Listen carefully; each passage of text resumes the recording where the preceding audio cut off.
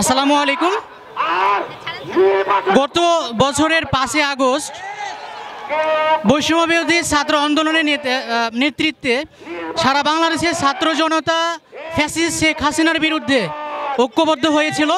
সেই ঐক্যবদ্ধ হওয়ার পরে বাংলাদেশ জাতীয়তাবাদী ছাত্রদল বাংলাদেশের পুরো টিম নিয়ে আমরা ফ্যাসিস্ট হাসিনা সরকারের বিরুদ্ধে সর্বোচ্চভাবে রাজপথের সম্মুখে লড়াই করেছি এবং শেষ পর্যন্ত আমরা বিজয় লাভ হয়েছি।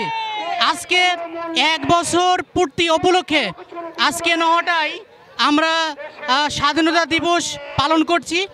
এই স্বাধীনতা দিবসে আমি একটি মেসেজ দিতে চাই যে বাংলাদেশে যারাই ফ্যাসিস্ট হবে এবং পরবর্তীতে বাংলাদেশের সাধারণ জনগণের ভোটাধিকার লুণ্ঠন করবে এবং যত গুম করবে, খুন করবে, সেই ফ্যাসিস্টরা কখনোই আর মাথা চাড়া দিয়ে উঠতে পারবে না।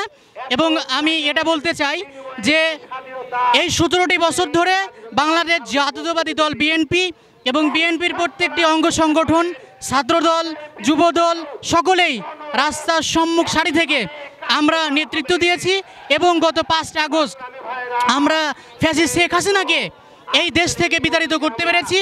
আমি একজন ছাত্রদলের পারেলা ইউনিয়ন ছাত্রদলের প্রচার সম্পাদক হিসেবে আমি সকলের কাছে এই মেসেজটা দিতে চাই যে আগামীতে যারাই এই বাংলাদেশের ভোটাধিকার লুণ্ঠন করবে, আগামী ভবিষ্যৎ বাংলাদেশে যারাই এই বিভিন্ন গুম খুন করবে এবং সাধারণ জনগণের যেই মৌলিক অধিকার রয়েছে এই মৌলিক অধিকার কেড়ে নিবে, তাদেরকেই আমরা ছাত্র জনতা, আমরা বাংলাদেশ জাতীয়তাবাদী ছাত্রদল সর্বোচ্চভাবে তাদেরকে রুখে দেওয়ার চেষ্টা করব। এবং আমি সকল সাধারণ মানুষকে বলতে চাই যে আপনারা যে যেখানেই থাকুন না কেন, আজকে 5 আগস্ট 1 বছর পূর্ণ উপলক্ষে আপনারা সকলেই স্বাধীনতা দিবস পালন করেন। কারণ এই 17 বছর ধরে আমরা যেভাবে এই স্বৈরাচারী ফ্যাসিস্ট হাসিনার বিরুদ্ধে যুদ্ধ করেছি, আরেকটি কথা না বললেই নয়, আমি বাংলাদেশ জাতীয়তাবাদী ছাত্রদল হওয়ার কারণে আমার বাবা 6 নম্বর মামলার আসামি ছিল। 28 অক্টোবর আগ পর্যন্ত আমরা ভালোভাবে নিজের বাড়ি ঘরে পর্যন্ত ঘুমাতে পারি নাই এবং আমাদের বাবারা যে ব্যবসা প্রতিষ্ঠান করত এই ব্যবসা প্রতিষ্ঠানে পর্যন্ত আমাদের যারা নেতৃবৃন্দ ছিল তারা কখনোই ভালো করে ব্যবসা প্রতিষ্ঠান করতে পারে নাই এবং আমাদেরকে সর্বোচ্চভাবে আমাদের বাক স্বাধীনতাকে হরণ করেছিল।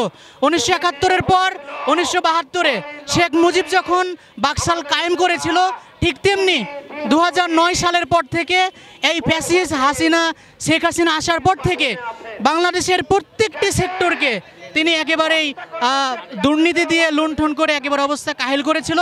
পরিশেষে বলতে চাই যে আগামী বাংলাদেশে আমাদের ভারপ্রাপ্ত চেয়ারম্যান জনাব তারেক রহমান নেতৃত্বে আমরা এগিয়ে যেতে চাই এবং আগামী বাংলাদেশ হবে একটি গণতন্ত্রের বাংলাদেশ এবং আগামীতে কোনো বৈষম্য থাকবে না।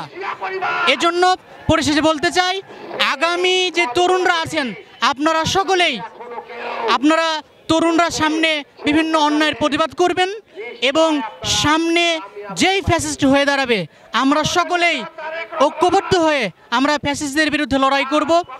এই বলে আমার সংক্ষিপ্ত বক্তব্য এখানে টানলাম। বাংলাদেশ জাতীয়তাবাদী ছাত্রদল জিন্দাবাদ, বেগম খালেদা জিয়া জিন্দাবাদ, দেশনায়ক তারেক রহমান, আগামীর আমাদের দেশনায়ক ভারপ্রাপ্ত জনাব তারেক রহমান জিন্দাবাদ। আসসালামু আলাইকুম।